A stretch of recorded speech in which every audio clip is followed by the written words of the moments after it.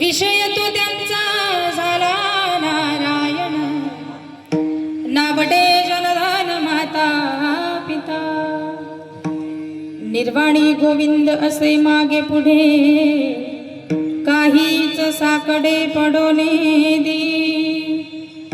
विषय तो त्यांचा झाला नारायण, नावडे जनधन माता पिता। तुका म्हणे सत्य कर्म व्हावे सहाय्य, घातलिया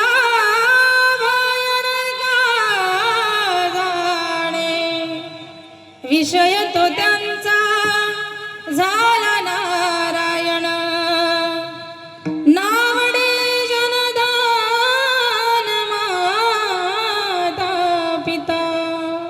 विठ्ठल विठ्ठल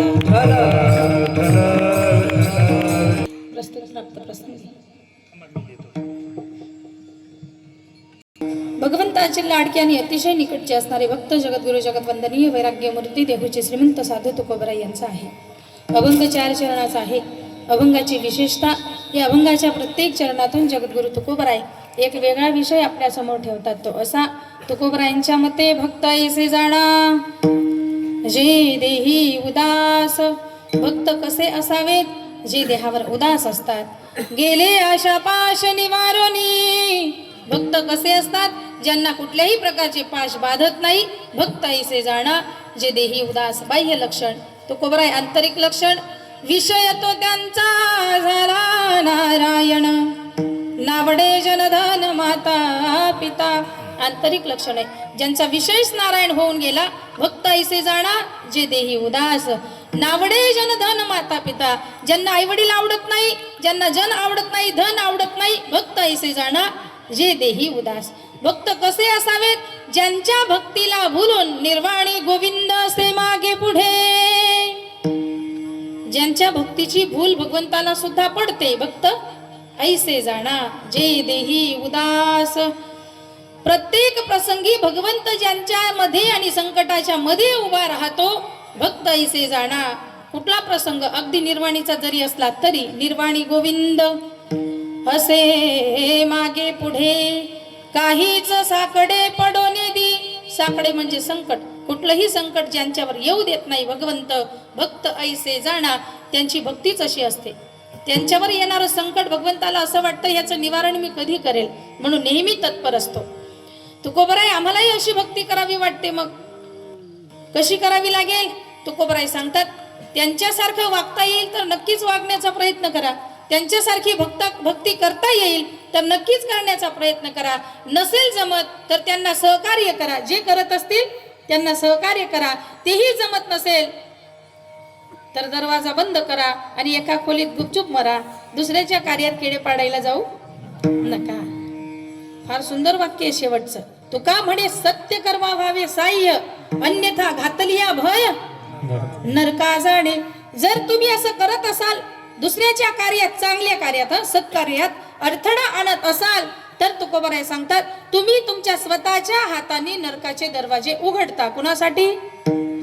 आपल्यासाठी. चांगल्या कार्याला, सत्कर्माला सहकार्य करा, असं तुकोबरायांचं स्पष्ट मत आहे. तुका म्हणे सत्य कर्मा व्हावे साह्य, अन्यथा घातलिया भय नरका जाणे.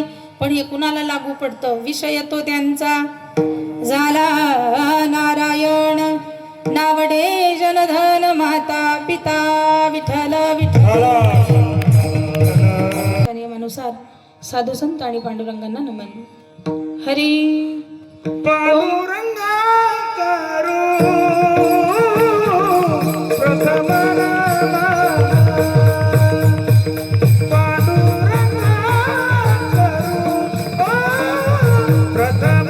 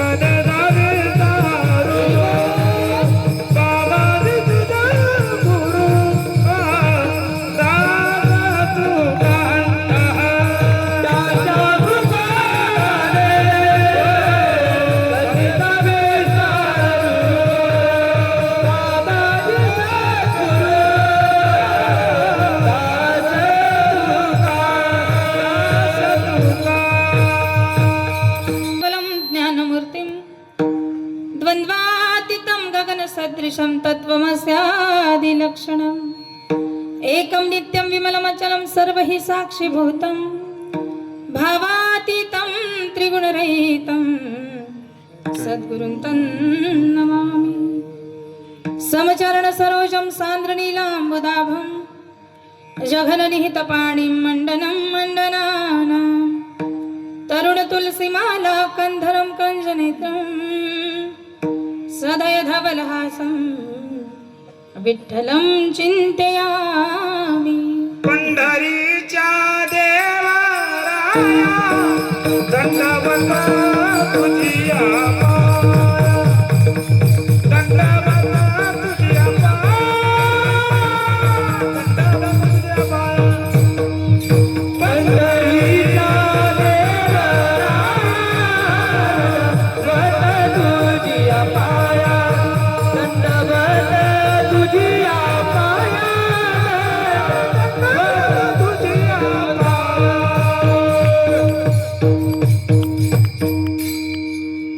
अलङ्कापुरी रम्य सिंहासनस्थं पदाम्भोज तेजस्फुरति प्रदेशं विधीन्द्रादिदेवैः सदा स्तूयमानं समाधिस्थमूर्तिं भजे ज्ञानदेवं नमो ज्ञानेश्वरा नमो ज्ञानेश्वरा नमो ज्ञानेश्वरा नमो ज्ञानेश्वरा नमो ज्ञानेश्वरा नमो ज्ञानेश्वरा नमो ज्ञानेश्वरा नमो ज्ञानेश्वरा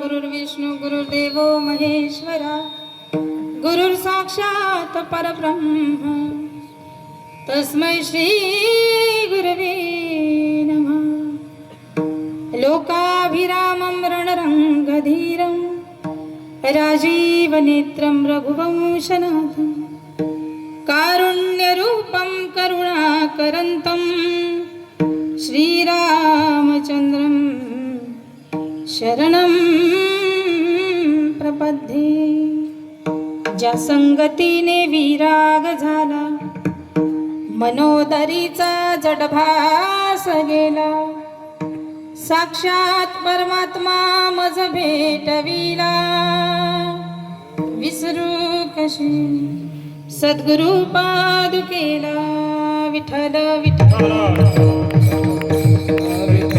ताईसे जाणाचे देही उदास गेले आशा पाश निवारोनी विषय तो त्यांचा झाला नारायण नावडे जनधन माता पिता.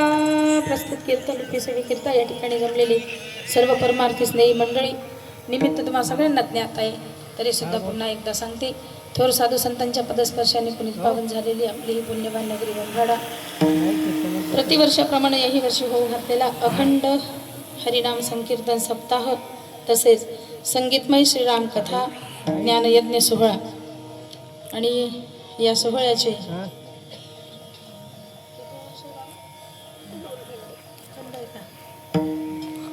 अखंड असणाऱ्या या सोहळ्याचे वर्ष माहिती नाही म्हणजे किती होईल अखंड हरिनाम संकीर्तन सप्ताह आणि या सोहळ्याच्या 6व्या क्रमांकाची सेवा माझ्या वाटेला आलेली आहे म्हणून या ठिकाणी परमादरणीय हरिभक्तपरायण विलासजी महाराज असतील या कथेचे आयोजन नियोजन करते मंडळी हरिभक्तपरायणचे प्रमोद भाऊ वानखेडे तुम्हा सगळ्यांचे मनपूर्वक आभार मानते ज्या ठिकाणी आपले हे सुंदर असा ज्ञानयज्ञ सोहळा पार पडतोय असं असणारी ही जागा श्री पुंडलिक केशवराव काकडे यांच्या वाड्यात हा सुंदर असा ज्ञानयज्ञ सोहळा पार पडतोय.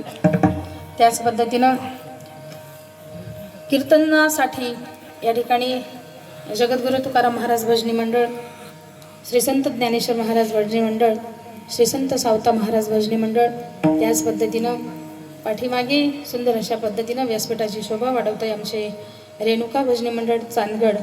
आणि अगोदर ज्यांची नावं घेतली सर्व असणारे जे भजनी मंडळ आहेत बंबाड्याचे, तुमच्या सगळ्यांचे मनपूर्वक आभार.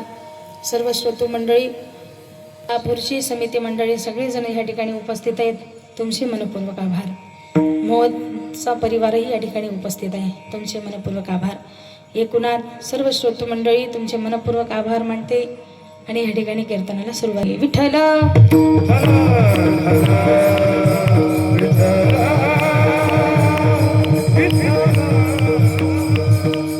सुंदर अशी साऊंड सिस्टीम आहे. साई स्वामी, तुमचेही मनपूर्वक आभार. पुसलं गेलंय ना. ओम स्वामी का, ओम स्वामी टेंट हाऊस बंबाड, तुमचे मनपूर्वक आभार. त्याच पद्धतीने ज्यांच्या श्रीमुखातून सुंदर अशा श्रीराम कथेचे आपण श्रवण करत आहात, हरिभक्तपरायण दिनेशजी महाराज वक्ते, आळंदी संस्थान, सगळ्यांचे एकूणात आभार. कीर्तनाला सुरुवात. विठ्ठल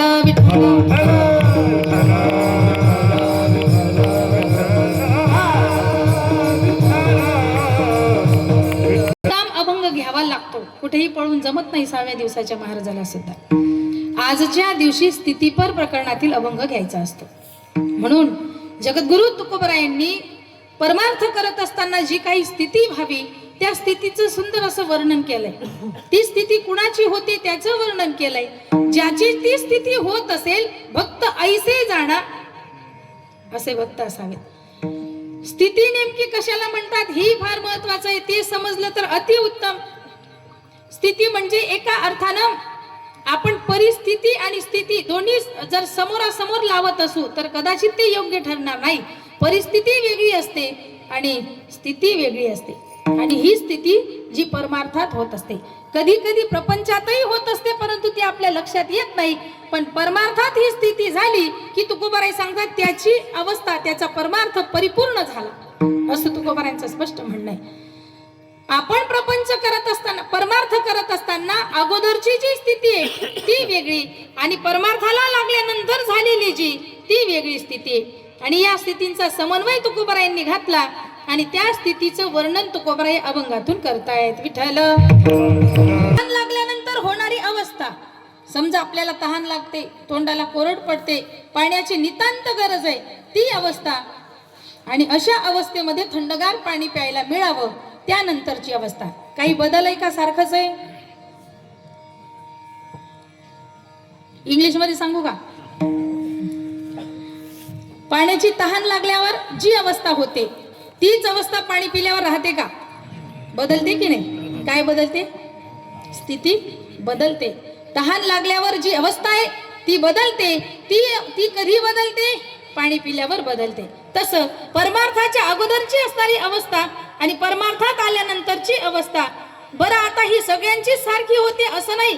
तुकोबाराय सांगतात या पद्धतीनुसार आम्ही भाग्यवान आहोत. इथं लाईव्ह बघा ना, ते डबल माझ्या कानावर येत आहे. आवाज चांगला येतोय का बघता का? विठ्ठल विठ्ठल.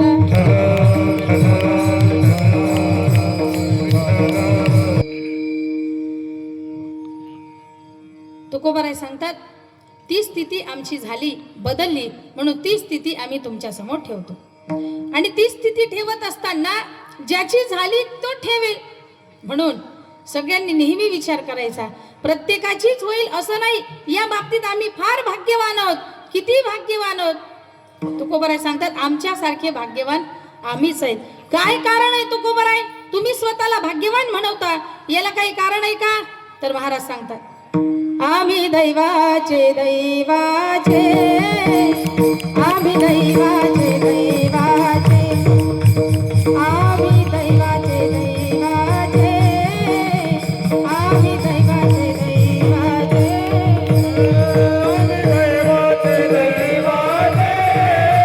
आम्ही दैवाचे दैवाचे,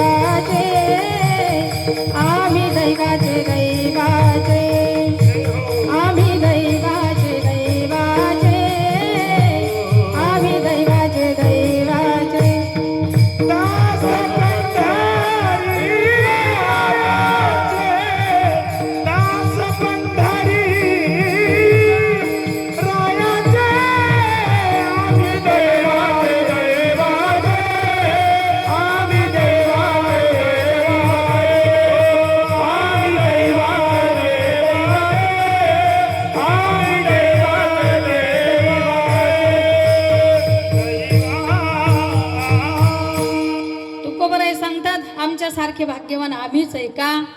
कारण आम्ही दास पंढरी रायाचे, म्हणून दैवाचे आम्ही दैवाचे आम्ही कसे आहोत?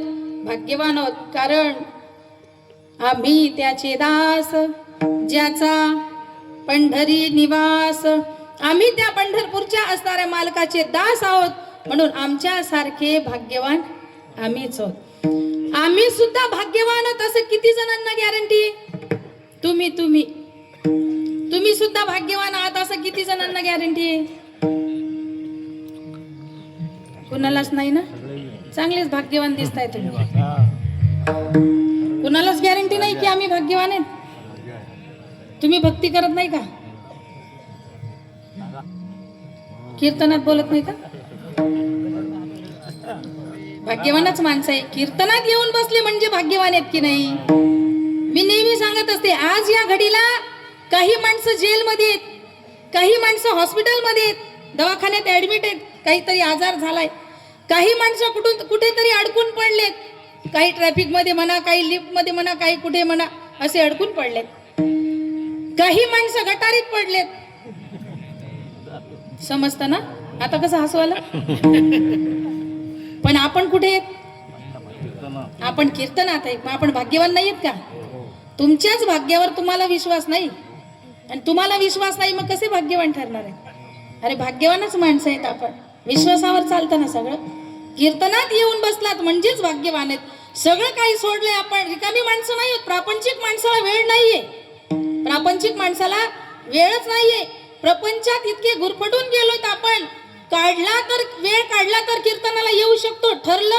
ठरवलं मनाने तर कीर्तनाला येऊ शकतो. अन्यथा प्रपंचातली एवढी कामं पडलीत आपल्याकडे की एवढा वेळ सुद्धा कुठे निघून जाईल काही सांगता येत. पण भाग्यवान आहात म्हणून तर इथं येऊन बसलात ना. आणि कीर्तनात टाळी वाजवायला सुद्धा भाग्यच लागतं. महाराजांनी सांगितलं म्हणून नाही बरं. आपण होऊन असं मन वाटायला पाहिजे. आपण कीर्तनात बसलो ना, मग टाळी वाजवायलाच पाहिजे. याला सुद्धा काय लागतं?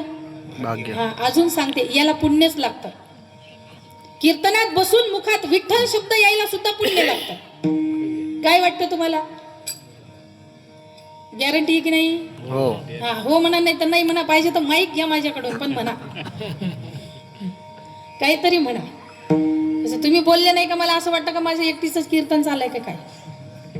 आणि एकटीनं कीर्तन केलेलं मला जमत नाही, म्हणून ही मंडळी साथ देणारच आहे. पण तुम्ही थोडी दिली ती बरं होईल. कीर्तनात विठ्ठल शब्द मुखात यायला सुद्धा पुण्यच लागतं. त्याच्या पुढे जाऊन सांगते, माझे भगवंत सांगतात, अर्जुना जयाच्या वाचे पुढे भोजे, नाम नाचत असे माझे, ऐसे सहस्र जन्म ओळखीचे, एक वेळ मुखाशी यावया. एकदा नाम मुखाशी यावया, ऐसे सहस्र जन्म. कैसे? जन्मो जन्मी आम्ही, जन्मो जन्मी आम्ही बहु पुण्य